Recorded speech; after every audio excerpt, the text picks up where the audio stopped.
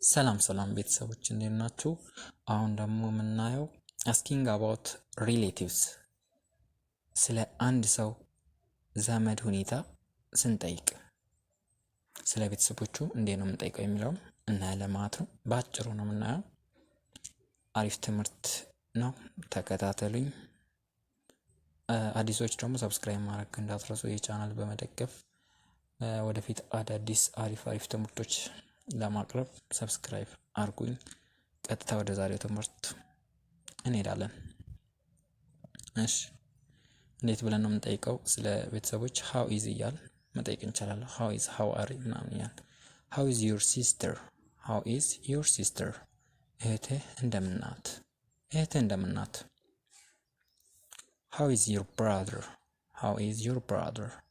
ወንድምህ እንደምን ነው?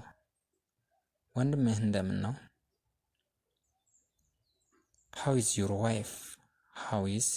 wife? ባለቤትህ እንደምናት። how are your parents? ወላጆችህ እንደምናቸው።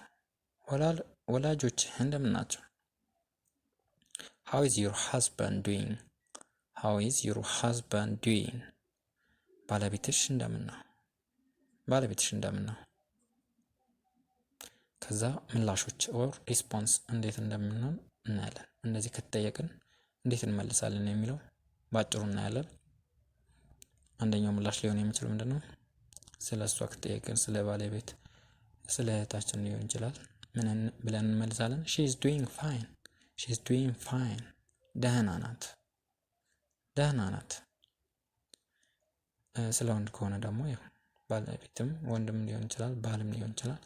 he is pretty well በጣም ደህና ነው።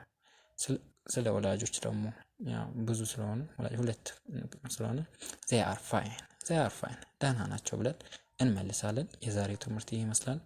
በቀጣይ እስከምንገናኝ መልካም ጊዜ ይመቻችሁ።